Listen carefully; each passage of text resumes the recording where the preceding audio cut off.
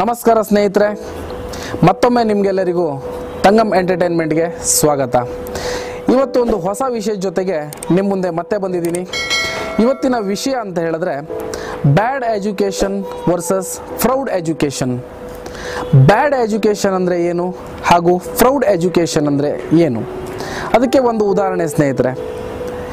ಒಂದು ಬ್ಯಾಡ್ ಎಜುಕೇಷನ್ ಅಂತ ಹೇಳಿದ್ರೆ ಒಬ್ಬ ತಂದೆ ಅಂದ್ಕೊಳ್ತಾರೆ, ನಾನು ಓದಿ ಡಾಕ್ಟರ್ ಆಗಬೇಕು ಅಂದ್ಕೊಂಡಿದ್ದೆ, ನನ್ನ ಕೈಲಿ ಡಾಕ್ಟರ್ ಆಗೋಕ್ಕೆ ಸಾಧ್ಯ ಇಲ್ಲ, ಹಾಗಾಗಿ ನಾನು ನನ್ನ ಮಗನ್ನ ಡಾಕ್ಟರ್ ಮಾಡ್ತೀನಿ ಅಂದ್ಕೊಳ್ಳುವಂಥದ್ದು. ಇದನ್ನು ನಾವು ಬ್ಯಾಡ್ ಎಜುಕೇಷನ್ ಅಂತ ಅಂದ್ಕೊಳ್ಬೋದು. ಹಾಗೆ ಇದ್ರ ಜೊತೆಗೆ ಹಾಗಾದರೆ ಫ್ರೌಡ್ ಎಜುಕೇಷನ್ ಅಂದರೆ ಯಾವುದು? ಒಬ್ಬ ಒಳ್ಳೆ ತಂದೆ ಅಂದ್ಕೊಳ್ಳುವಂಥದ್ದು, ನನ್ನ ಜೀವನದಲ್ಲಿ ನಾನು ಓದೋ ಸಮಯದಲ್ಲಿ ಕೆಲವೊಂದಷ್ಟು ಕನಸುಗಳನ್ನು ಕಟ್ಕೊಂಡಿದ್ದೆ. ನಾನು ಓದಿ ಒಬ್ಬ ಡಾಕ್ಟ್ರೋ ಲಾಯರು ಈ ಥರ ಏನೋ ಆಗಬೇಕು ಅಂತ ಒಂದು ಕನಸು ಹೊತ್ತ ತಂದೆ ಆ ಕನಸನ್ನು ನೆರವೇರಿಸ್ಕೊಳ್ಳೋಕ್ಕಾಗಲ್ಲ.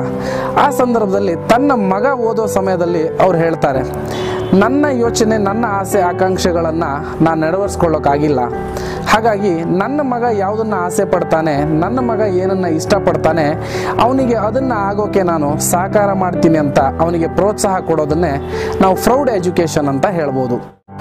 ಹಾಗೆ ಸ್ನೇಹಿತರೆ, ಇನ್ನೊಂದು ಉದಾಹರಣೆ ಅಂತ ಹೇಳಿದ್ರೆ, ಒಂದು ಮಿಡಲ್ ಕ್ಲಾಸ್ ಫ್ಯಾಮಿಲಿ ಅವರು ಅವ್ರ ಮಕ್ಕಳನ್ನು ಶಾಲೆ ಸೇರಿಸಬೇಕಾದ್ರೆ ಕೆಲವಷ್ಟು ರೀತಿಯಾಗಿ ಯೋಚನೆ ಮಾಡ್ತಾರೆ.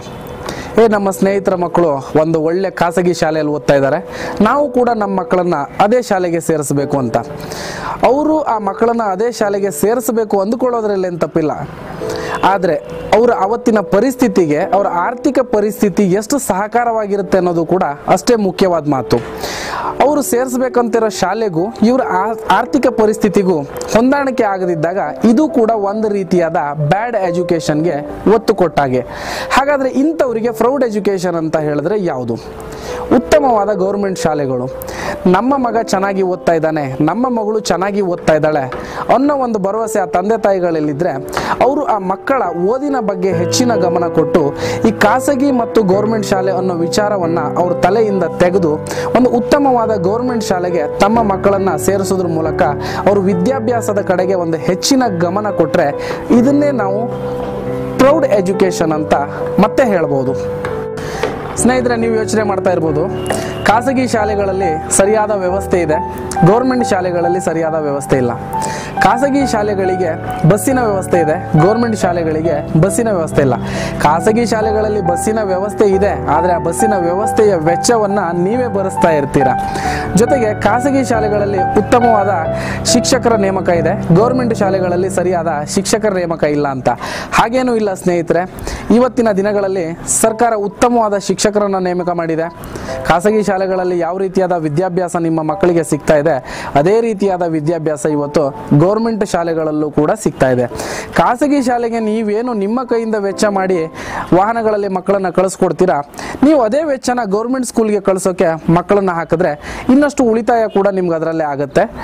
ಹಾಗೆ ಬೇರೆ ವ್ಯವಸ್ಥೆಗಳಂತ ಹೇಳಿದ್ರೆ ಊಟದ ವ್ಯವಸ್ಥೆ ಇರ್ಬೋದು, ಕುಡಿಯೋ ನೀರಿನ ವ್ಯವಸ್ಥೆ ಇರ್ಬೋದು, ಶೌಚಾಲಯದ ವ್ಯವಸ್ಥೆ ಇರ್ಬೋದು, ಹಾಗೆ ಮಕ್ಕಳ ಸೆಕ್ಯೂರಿಟಿ ಬಗ್ಗೆ ಇರ್ಬೋದು, ಎಲ್ಲ ಗೌರ್ಮೆಂಟ್ ಶಾಲೆಗಳಲ್ಲೂ ಕೂಡ ಇವತ್ತು ಸುಸಜ್ಜಿತ ವ್ಯವಸ್ಥೆ ಇದೆ. ಹಾಗೆ ತುಂಬ ಗೌರ್ಮೆಂಟ್ ಶಾಲೆಗಳಲ್ಲಿ CCTV ಕ್ಯಾಮರಾದ ವ್ಯವಸ್ಥೆಗಳನ್ನು ಹಾಕಿದ್ದಾರೆ. ಯಾವ ರೀತಿಯಾದ ನಿಮಗೆ ಖಾಸಗಿ ಶಾಲೆಗಳಲ್ಲಿ ವ್ಯವಸ್ಥೆ ಸಿಗ್ತಾ ಇದೆ ಅದೇ ರೀತಿಯಾದ ವ್ಯವಸ್ಥೆ ನಮ್ಮ ಕರ್ನಾಟಕದ ಎಲ್ಲ ಗೌರ್ಮೆಂಟ್ ಶಾಲೆಗಳಲ್ಲೂ ಸಿಗ್ತಾ ಇದೆ. ನೀವಿವತ್ತು ಈ ಸಣ್ಣ ಒಂದು ಯೋಚನೆಗೆ ಅಂದರೆ ಇಲ್ಲ ನನ್ನ ಮಕ್ಕಳು ಖಾಸಗಿ ಶಾಲೆಯಲ್ಲೇ ಓದಬೇಕು, ಖಾಸಗಿ ಶಾಲೆಯಲ್ಲೇ ಉತ್ತಮ ಶಿಕ್ಷಣ ಸಿಗುತ್ತೆ, ಕಷ್ಟ ಆದರೂ ಪರವಾಗಿಲ್ಲ ನನ್ನ ಮಕ್ಕಳನ್ನು ನಾನು ಖಾಸಗಿ ಶಾಲೆಗೆ ಸೇರಿಸ್ತೀನಿ ಅನ್ನೋ ಒಂದು ಯೋಚನೆಯಲ್ಲಿ ಇವತ್ತು ನೀವು ಖಾಸಗಿ ಶಾಲೆಗೆ ಸೇರಿಸಿದ್ರೆ ಮಧ್ಯಮ ವರ್ಗದ ಜನಗಳಿಗೆ ಮುಂದೊಂದು ದಿನ ಆರ್ಥಿಕ ಪರಿಸ್ಥಿತಿಯಲ್ಲಿ ಒತ್ತಡ ಬಿದ್ದರೆ ಈ ಒಂದು ನಿಮ್ಮ ನಿರ್ಧಾರ ಮುಂದೊಂದು ದಿನ ನಿಮ್ಮ ಮಕ್ಕಳ ಎಜುಕೇಷನ್ಗೆ ಒಂದು ಬ್ಯಾಡ್ ಇಂಪ್ರೆಷನ್ ಬೀಳೋದ್ರ ಮೂಲಕ ಇದನ್ನು ಕೂಡ ನಾವು ಬ್ಯಾಡ್ ಎಜುಕೇಷನ್ ಅಂತ ಹೇಳ್ಬೋದು. ನೀವು ಈ ರೀತಿಯಾಗಿ ಹೇಳ್ಬೋದು, ನಾವಿರೋದು ಗಂಡ ಹೆಂಡತಿ ಇಬ್ಬರೇ, ಚಿಕ್ಕ ಮಗುನ ಮನೆಯಲ್ಲಿ ಕೆಲಸದವಳ ಜೊತೆ ಬಿಟ್ಟು ಹೋಗೋಕ್ಕಾಗಲ್ಲ, ಅದಕ್ಕಾಗಿ ನಾವು ಬೇಬಿ ಸಿಟ್ಟಿಂಗಿಗೆ ಸೇರಿಸ್ತೀವಿ, ನರ್ಸರಿಗೆ ಸೇರಿಸ್ತೀವಿ, ಸಣ್ಣ ಮಟ್ಟದ ಎಜುಕೇಷನ್ ಜೊತೆಗೆ ನಮ್ಮ ಮಗುನ ನೋಡ್ಕೊಂಡಾಗ ಕೂಡ ಆಗುತ್ತೆ ಅಂತ ನೀವು ಯೋಚನೆ ಮಾಡ್ತೀರಾ. ಇಲ್ಲ ಸ್ನೇಹಿತರೆ, ಸಣ್ಣ ಮಟ್ಟದ ಎಜುಕೇಷನ್ ಜೊತೆಗೆ ನಿಮ್ಮ 1-1.5 ವರ್ಷದ ಮಗುವಿನ ಮನಸ್ಸಿನ ಮೇಲೆ ಎಷ್ಟು ದೊಡ್ಡ ಪರಿಣಾಮ ಬೀಳುತ್ತೆ ಅನ್ನೋದನ್ನು ನೀವು ಒಂದು ಸಾರಿ ಕೂಡ ಯೋಚನೆ ಮಾಡಲ್ಲ. ನಿಜ, ಕೆಲಸದವಳ ಜೊತೆ ನಿಮ್ಮ ಮಗುನ ಬಿಟ್ಟು ಹೋಗ್ಲಿಕ್ಕೆ ನಿಮಗೆ ಅಷ್ಟು ಕಂಫರ್ಟ್ ಅಂತ ಅನ್ನಿಸ್ಲಿಲ್ಲ ಅಂತ ಹೇಳಿದ್ರೆ ಗೌರ್ಮೆಂಟ್ನಿಂದ ಇರುವಂಥ ಒಂದು ವ್ಯವಸ್ಥೆ ಅಂಗನವಾಡಿ ಕೇಂದ್ರ, ಅಂಗನವಾಡಿ ಕೇಂದ್ರದಲ್ಲಿ ಮಿಡಲ್ ಕ್ಲಾಸ್ ಫ್ಯಾಮಿಲಿಯಿಂದ ಬಂದಿರುವಂಥ ಹೆಣ್ಣು ಮಕ್ಕಳು ಹೆಂಗಸರುಗಳು ಇವತ್ತು ಕೆಲಸ ಮಾಡ್ತಾರೆ. ನಿಮ್ಮ ಮನೆ ಮಗುನ ಅವ್ರ ಮನೆ ಮಗು ಥರನೇ ಅವರು ನೀಟಾಗಿ ನೋಡ್ಕೊಳ್ಳೋದ್ರ ಜೊತೆಗೆ ಟೈಮಿಗೆ ಸರಿಯಾಗಿ ಮಕ್ಕಳಿಗೆ ಇವತ್ತು ಅಂಗನವಾಡಿ ಮಕ್ಕಳಿಗೆ ಸರ್ಕಾರದ ಕಡೆಯಿಂದ ಕುಡಿಯೋ ಹಾಲಿನ ವ್ಯವಸ್ಥೆ ಇದೆ, ಹಣ್ಣಿನ ವ್ಯವಸ್ಥೆ ಇದೆ, ಹಾಗೆ ಪೌಷ್ಟಿಕಾಂಶ ಇರುವಂಥ ಕೆಲವೊಂದು ಆಹಾರ ಪದಾರ್ಥಗಳ ವ್ಯವಸ್ಥೆ ಕೂಡ ಇದೆ. ಹಾಗೆ ನಿಮ್ಮ ಮಗುಗೆ ಅಲ್ಲಿ ಯಾವುದೇ ರೀತಿಯಾದ ಮನಸ್ಸಿನ ಮೇಲೆ ಪರಿಣಾಮ ಬೀಳುವಂಥ ಒತ್ತಡ ಆಗುವಂಥ ಯಾವುದೇ ಎಜುಕೇಷನ್ ಅನ್ನು ಕೂಡ ಮಗುಗೆ ಕೊಡುವುದಿಲ್ಲ. ಆ ಮಗುನ ನೀಟಾಗಿ ನೋಡ್ಕೊಳ್ಳೋದ್ರ ಜೊತೆಗೆ ಆ ಮಗು ಆ ವಯಸ್ಸಿಗೆ ತಕ್ಕಂತೆ ಆಟ ಆಡಿಕೊಂಡು ಆ ಅಂಗನವಾಡಿಯಲ್ಲಿ ಕಾಲ ಕಳೆಯುತ್ತೆ. ನೀವು ನಿಮ್ಗೆ ಸಮಯ ಸಿಕ್ಕಾಗ ಆ ಮಗುನ ಮಧ್ಯಾಹ್ನದ ನಂತರ ನೀವು ಆ ಮಗುನ ಕರ್ಕೊಂಡು ಹೋಗ್ಬೋದು. ಇದನ್ನ ಬಿಟ್ಟು ನಾವು ಖಾಸಗಿ ಶಾಲೆಗಳಲ್ಲಿ, ನರ್ಸರಿಗಳಲ್ಲಿ, ಬೇಬಿ ಸಿಟ್ಟಿಂಗ್ ಅಲ್ಲಿ ನಾವು ಹಾಕೋದ್ರಿಂದ ಮಗುವಿಗೆ ಎಜುಕೇಶನ್ ಕೊಡೋ ಪ್ರಯತ್ನ ಮಾಡ್ತಾರೆ. ಅಂದ್ರೆ ಸಣ್ಣ ಮನಸ್ಸಿನ ಮಗು ಮೇಲೆ ಒಂದು ದೊಡ್ಡ ಭಾರನ ಹೇರೋ ಪ್ರಯತ್ನ. ಇದನ್ನು ಕೂಡ ನಾವು ಒಂದು ರೀತಿಯಾದ ಬ್ಯಾಡ್ ಎಜುಕೇಶನ್ ಅಂತಾನೆ ಕೂಡ ಹೇಳ್ಬೋದು.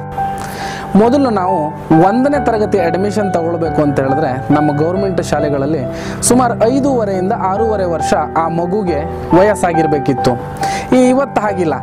ಆಯ್ತು, 1 ವರ್ಷ ಮಗುಗೆ ಕಳೀತು ಅಂತ ಹೇಳಿದ್ರೆ ಕೂಡಲೇ ಆ ಮಗುನ ಕರ್ಕೊಂಡು ಸ್ಕೂಲ್ ಕಡೆ ಹೊರಟುಬಿಟ್ರು. ನರ್ಸರಿ, ಸೀನಿಯರ್ KG, LKG ಈ ಥರ ಬೇರೆ ಬೇರೆ ಬೇಬಿ ಸಿಟ್ಟಿಂಗ್ ಅಂದ್ಬಿಟ್ಟು ಮನೆಯಲ್ಲಿ ಆಟ ಆಡೋ ಮಗುನ ತಗೊಂಡೋಗಿ ಸ್ಕೂಲ್ ಕಡೆಗೆ ಸೇರಿಸ್ಬಿಡ್ತೀರಾ. ಯಾವ ವಯಸ್ಸಲ್ಲಿ ಮಗುವಿನ ತಲೆ ಮೇಲೆ ತಂದೆ ತಾಯಿಗಳ ಕೈ ಇರಬೇಕೋ ಅಂತ ಸಂದರ್ಭದಲ್ಲಿ ನೀವು ಪುಸ್ತಕಗಳ ಹೊರೆನ ಆ ಮಗುವಿನ ತಲೆ ಮೇಲೆ ಇಡ್ತೀರಾ. ಇದರಿಂದ ಆ ಮಗುವಿನ ಜೀವನದ ಮೇಲೆ ಅಂದರೆ ಮುಂದಿನ ಜೀವನದ ಮೇಲೆ ಯಾವ ರೀತಿಯಾದ ಒಂದು ಪರಿಣಾಮ ಬೀರುತ್ತೆ ಅನ್ನೋದ್ರ ಬಗ್ಗೆ ನೀವು ಯೋಚನೆನೇ ಮಾಡಲ್ಲ. ಸ್ನೇಹಿತರೆ, ನಾನು ಹೇಳೋದಿಷ್ಟೇ, ಪುಸ್ತಕದ ಶಿಕ್ಷಣ ಎಷ್ಟು ಮುಖ್ಯನೋ ಹಾಗೆ ಸಾಮಾಜಿಕವಾಗಿ ನಾವು ಏನು ಕಲಿತೀವಿ ಅದು ಕೂಡ ನಮ್ಮ ಜೀವನದಲ್ಲಿ ತುಂಬ ಪ್ರಾಮುಖ್ಯತೆಯನ್ನು ಹೊಂದುತ್ತೆ. ಶಾಲೆಯಲ್ಲಿ ನಮಗೆ ಗೌರ್ಮೆಂಟ್ ಶಾಲೆ ಇರ್ಬೋದು, ಖಾಸಗಿ ಶಾಲೆ ಇರ್ಬೋದು, ಶಾಲೆಯಲ್ಲಿ ನನ್ನ ಪ್ರಕಾರ ಸುಮಾರು 40% ಎಜುಕೇಷನನ್ನು ಮಾತ್ರ ನಮಗೆ ಕಲಿಸಿಕೊಡ್ತಾರೆ. ಇನ್ನು ಉಳಿದಿರುವಂಥ ಒಂದು 60% ಎಜುಕೇಷನ್ ಅನ್ನೋದು ಏನಿದೆ ಅದು ನಾವು ಸಮಾಜದಲ್ಲೇ ಕಲ್ತ್ಕೊಳ್ಳುವಂಥದ್ದು. ನಾವು ಕೂತು ಹೇಳುವಂಥ ಸ್ನೇಹಿತರು ಇರ್ಬೋದು, ನಾವು ಕೂತು ಹೇಳುವಂಥ ನಮ್ಮ ಸಂಬಂಧಿಕರು ಇರ್ಬೋದು, ನಾವು ಬೆಳೀತಾ ಇರುವಂಥ ನಮ್ಮ ವಾತಾವರಣ ಇರ್ಬೋದು, ಇಲ್ಲ ನಮ್ಮ ಫ್ಯಾಮಿಲಿ ಮೆಂಬರ್ಸ್ ಇರ್ಬೋದು, ನಮ್ಮ ಮನೆಯಲ್ಲಿ ಇರುವಂಥ ನಮ್ಮ ಅಣ್ಣ ತಂಗಿ ಅಕ್ಕ ಅಪ್ಪ ಅಮ್ಮ ಇವ್ರುಗಳು ದಿನಚರಿಯಲ್ಲಿ ಮಾತಾಡುವಂಥ ಶಬ್ದಗಳು ಇರ್ಬೋದು, ಹಾಗೆ ನಾವು ನೋಡುವಂಥ ನ್ಯೂಸ್ ಚಾನಲ್ ಇರ್ಬೋದು, TV ಚಾನಲ್ ಇರ್ಬೋದು, ಇವುಗಳಿಂದ ಸುಮಾರು 60% ಅಷ್ಟು ಒಂದು ಎಜುಕೇಷನ್ ಅನ್ನು ನಾವು ಇಲ್ಲಿಂದಾನೇ ಕಲಿತೀವಿ. ಒಂದು 40% ಎಜುಕೇಷನ್ ಅನ್ನು ಕಲಿಯೋಕೆ ಮಗುನ ನೀವು 1ನೇ ವಯಸ್ಸಿಂದ ಯಾಕೆ ನೀವು ಶಾಲೆಗೆ ಕಳಿಸ್ಬೇಕು? ಅದೇ ರೀತಿಯಾಗಿ ಖಾಸಗಿ ಶಾಲೆನೇ ಬೇಕು ಅಂತ ಯಾಕೆ ಒತ್ತಡ ಹೇಳ್ತೀರಾ?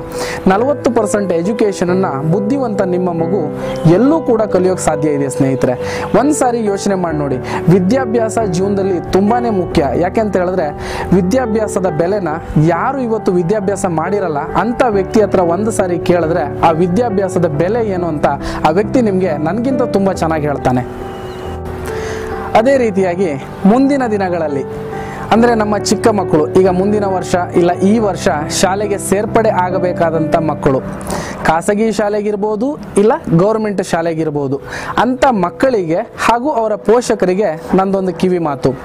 ಖಾಸಗಿ ಶಾಲೆಯಲ್ಲಿ ಉತ್ತಮ ಶಿಕ್ಷಣ ಇದೆ, ಗೌರ್ಮೆಂಟ್ ಶಾಲೆಯಲ್ಲಿ ಉತ್ತಮ ಶಿಕ್ಷಣ ಇಲ್ಲ ಅಂತ ಯೋಚನೆ ಮಾಡೋದಕ್ಕಿಂತ ನನ್ನ ಮಗ ಬುದ್ಧಿವಂತ ಇದ್ದಾನೆ, ನನ್ನ ಮಗಳು ಬುದ್ಧಿವಂತಳಿದ್ದಾಳೆ, ಯಾವ ಶಾಲೆಯಲ್ಲಿ ಸೇರಿಸಿದ್ರು ಕೂಡ ಅವಳು ಚೆನ್ನಾಗಿ ಓದ್ತಾಳೆ ಅನ್ನೋ ಒಂದು ಭರವಸೆ ಜೊತೆಗೆ ನಿಮ್ಮ ಮಕ್ಕಳಿಗೆ ನೀವು ಹಿಂದಿನಿಂದ ಪ್ರೋತ್ಸಾಹ ಕೊಡಬೇಕು. ಜೊತೆಗೆ ಗೌರ್ಮೆಂಟ್ ಶಾಲೆಯಲ್ಲಿ ಓದಿಸೋದ್ರಿಂದ ನಿಮ್ಮ ಆರ್ಥಿಕ ಪರಿಸ್ಥಿತಿ ಸುಧಾರಿಸ್ಕೊಳ್ಳೋದ್ರ ಜೊತೆಗೆ ನಮ್ಮ ದೇಶದ ಆರ್ಥಿಕ ಪರಿಸ್ಥಿತಿಯು ಕೂಡ ಒಂದು ಉತ್ತಮ ಮಟ್ಟಕ್ಕೆ ಬರುತ್ತೆ. ಇಲ್ಲ, ನಾನು ನನ್ನ ಮಕ್ಕಳನ್ನ ಖಾಸಗಿ ಶಾಲೆಗೆ ಆಗಲೇ ಸೇರಿಸಿದ್ದೇನೆ, ನಾವು ಹಾಗಾದ್ರೆ ಏನ್ ಮಾಡೋದು? ಈ ತರ ಒಂದು ಚಿಂತೆ ನಿಮ್ಮಲ್ಲಿದ್ರೆ ಸ್ನೇಹಿತರೆ, ಅದಕ್ಕೆ ಒಂದು ನನ್ನ ಕಡೆಯಿಂದ ಒಂದು ಸಜೆಷನ್ ಇದೆ. ಏನು ಅಂತ ಹೇಳಿದ್ರೆ, ನಮ್ಮ ಸರ್ಕಾರ ಪ್ರತಿ ಖಾಸಗಿ ಶಾಲೆಗಳಿಗೂ ಒಂದು ನಿರ್ದಿಷ್ಟವಾದ ವಾರ್ಷಿಕ ಶುಲ್ಕವನ್ನು ನಿಗದಿಪಡಿಸಿದೆ.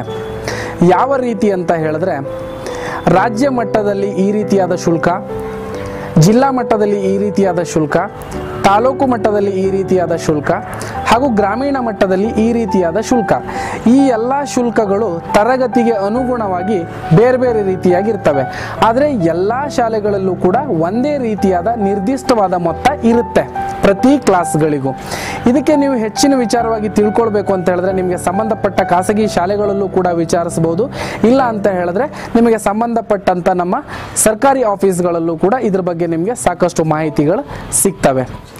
ಕೊನೆಯದಾಗಿ ಎಲ್ಲ ಪೋಷಕರಿಗೂ ನಾನು ಕೇಳ್ಕೊಳ್ಳೋದಿಷ್ಟೇ, ನಿಮ್ಮ ಆಸೆ ಆಕಾಂಕ್ಷೆಗಳನ್ನು ನಿಮ್ಮ ಮಕ್ಕಳ ತಲೆ ಮೇಲೆ ಒತ್ತಡದ ರೀತಿಯಲ್ಲಿ ಹೇರದೆ ನಿಮ್ಮ ಮಕ್ಕಳ ಆಸೆ ಆಕಾಂಕ್ಷೆಗಳು ಏನು ಇರ್ತವೆ ಅಂತ ಅವರಿಂದ ತಿಳ್ಕೊಂಡು ಅವ್ರ ಆಸೆ ಆಕಾಂಕ್ಷೆಗಳಿಗೆ ಪ್ರೋತ್ಸಾಹ ಕೊಡಿ. ಜೊತೆಗೆ ನಿಮ್ಮ ಮಕ್ಕಳು ಕಾನೂನು ವಿರುದ್ಧವಾದ ಯಾವುದೇ ಕೆಲಸಗಳನ್ನು ಮಾಡದೇ ಇರೋ ಥರ ಗಮನ ಕೊಡಿ. ಇದರಿಂದ ನಿಮ್ಮ ಮಕ್ಕಳ ಭವಿಷ್ಯನ ನಿಮ್ಮ ಮಕ್ಕಳೇ ರೂಪಿಸ್ಕೊಳ್ಳೋಕೆ ನೀವು ಸಹಾಯ ಮಾಡಿದಾಗುತ್ತೆ. ಸ್ನೇಹಿತರೆ, ನಮ್ಮ ಈ ಕಾನ್ಸೆಪ್ಟ್ ನಿಮಗೆ ಇಷ್ಟ ಆಗಿದ್ದಲ್ಲಿ ಲೈಕ್ ಮಾಡಿ, ಶೇರ್ ಮಾಡಿ, ಸಬ್ಸ್ಕ್ರೈಬ್ ಮಾಡಿ, ಪಕ್ಕದಲ್ಲಿ ಕಾಣುವಂಥ ಬೆಲ್ ಐಕಾನ್ನ ಒಂದು ಸಾರಿ ಪ್ರೆಸ್ ಮಾಡೋದನ್ನು ದಯವಿಟ್ಟು ಮರಿಬೇಡಿ. ಜೊತೆಗೆ ಕಮೆಂಟ್ ಮಾಡೋದನ್ನು ಯಾವ ಕಾರಣಕ್ಕೂ ಮರಿಕೂಡ್ದು ಸ್ನೇಹಿತರೆ. ನಮಸ್ತೆ.